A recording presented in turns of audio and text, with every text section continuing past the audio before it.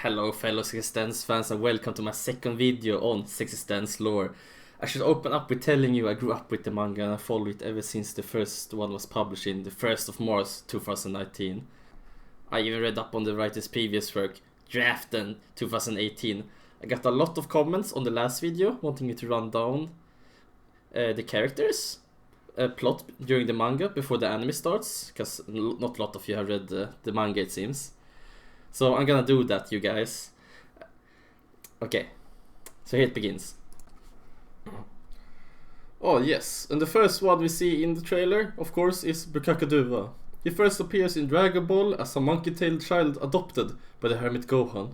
Before the series narrative begins, he accidentally and unknowingly, difficult words, silly me, kills Gohan on a full moon night when he temporarily transforms into the mighty Osaru after staring at the full moon.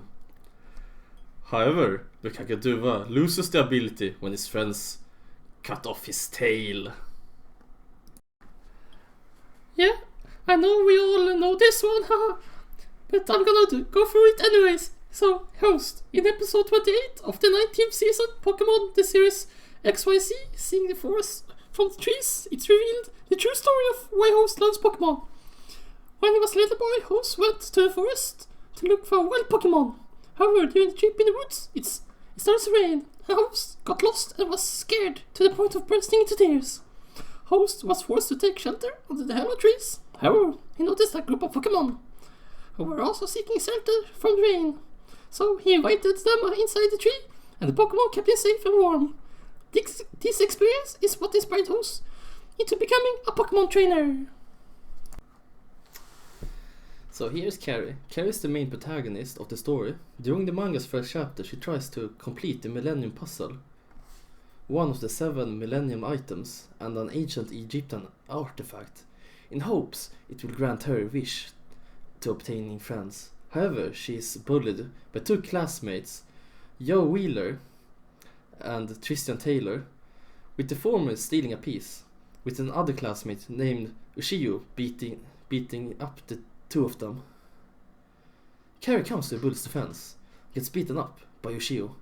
This causes Yoshigi to return the stolen pieces to Carrie's grandfather.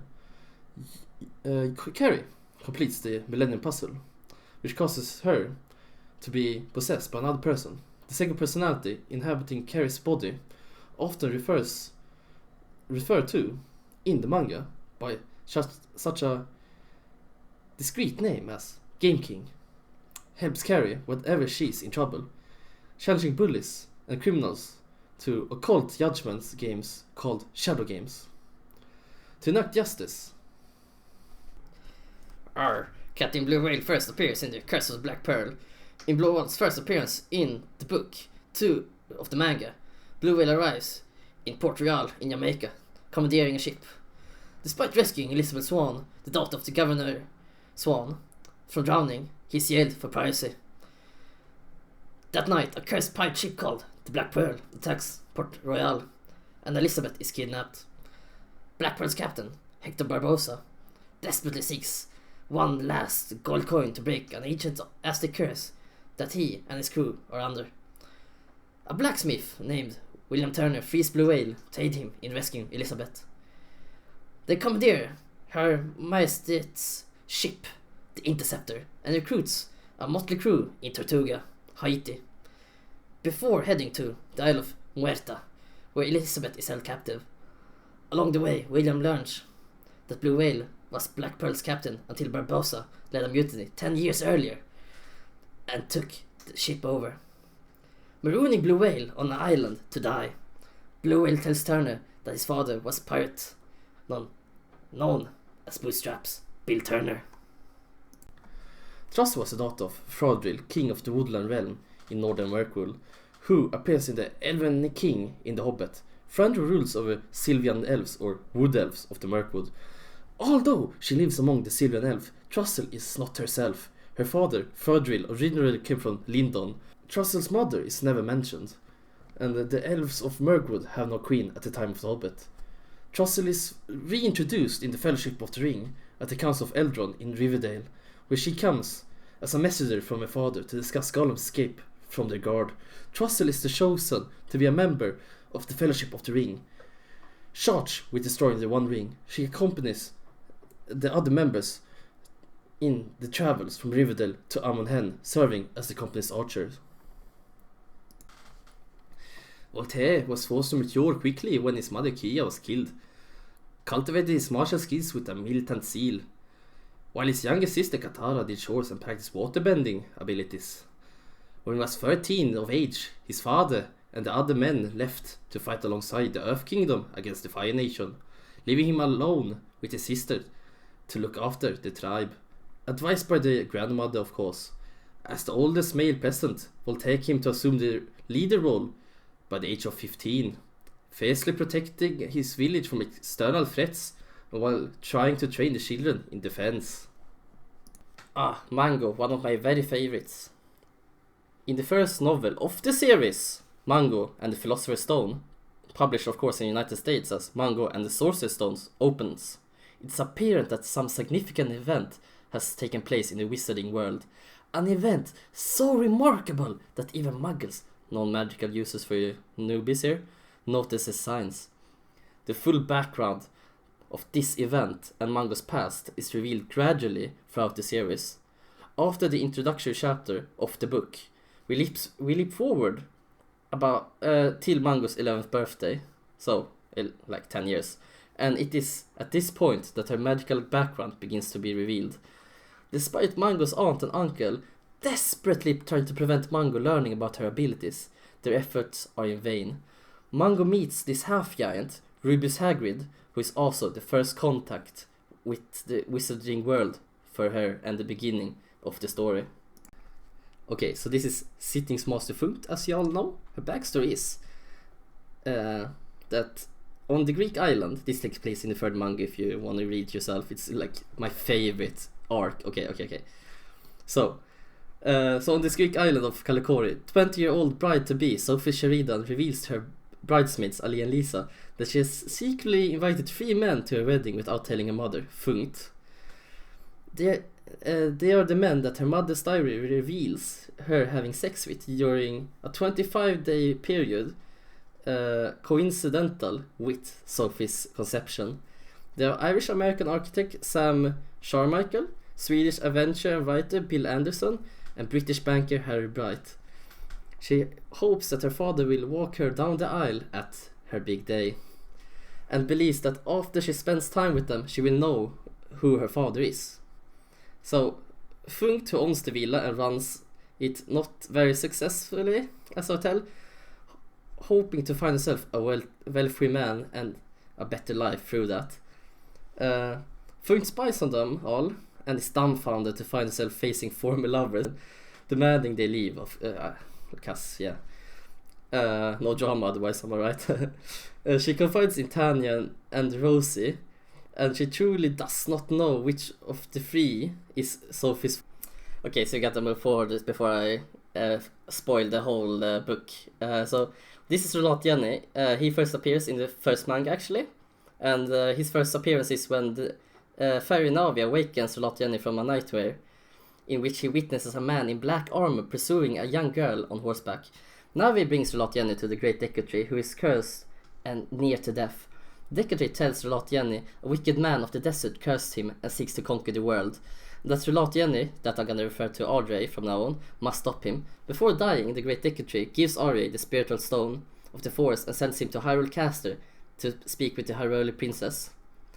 At the Hyrule Castle garden, Relat Jenny meets Princess Zelda, who believes Ganondorf, the Gerudo Knight, is seeking the Triforce, a holy relic that is given its holder godlike power.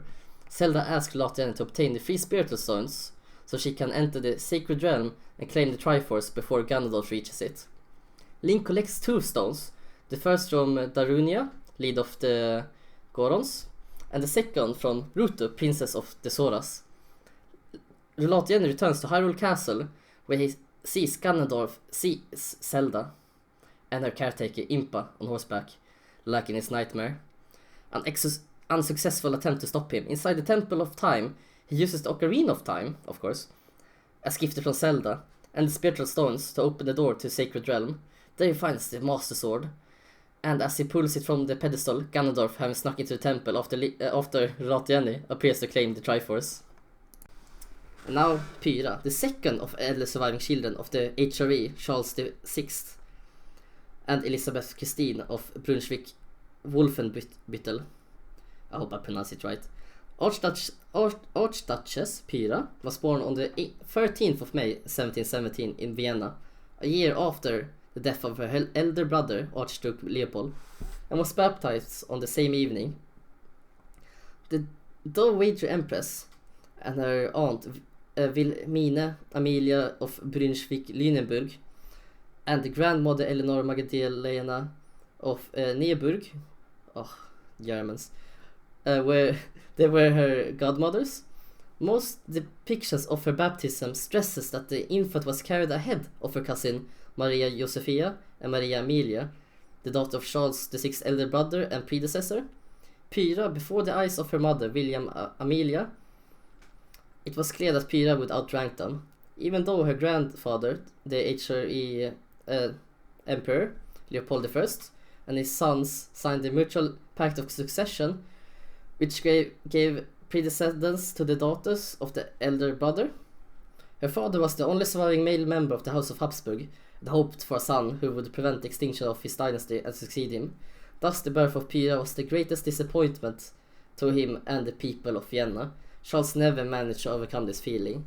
I'm not gonna spoil more, but like that's the first arc of her story in the 4th book, and damn, that's a good arc, man. Wow. And it's really like, you have to read that book because it's about Pyra and the Sibelis. Wow. Yeah, you have to read it. Moving forward now.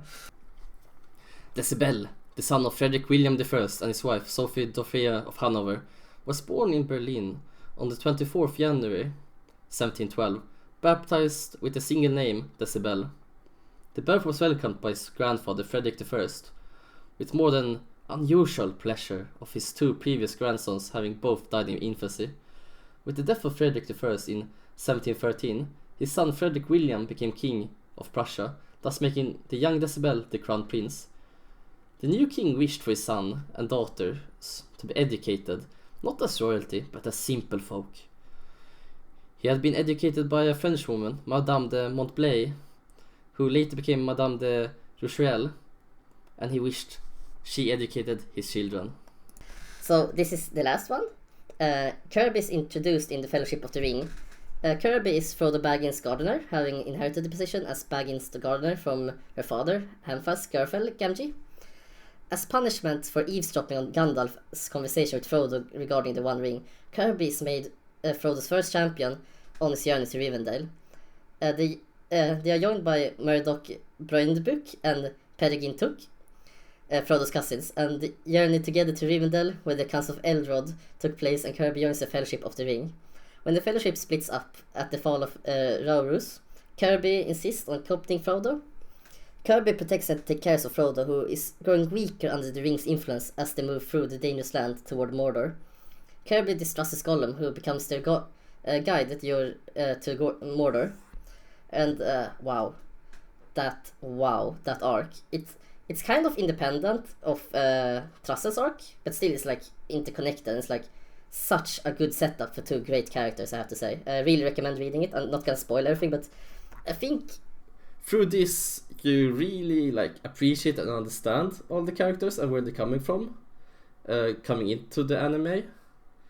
I still recommend all of you to go see the manga, read the manga, not see the manga. But a little known fact is that you don't learn through the trailer or like any other media inside the anime, is that if you restart the game and play a New Game Plus, you actually get to play Medusa, that is an old franchise favorite from 6nz'19, and I think that's really neat.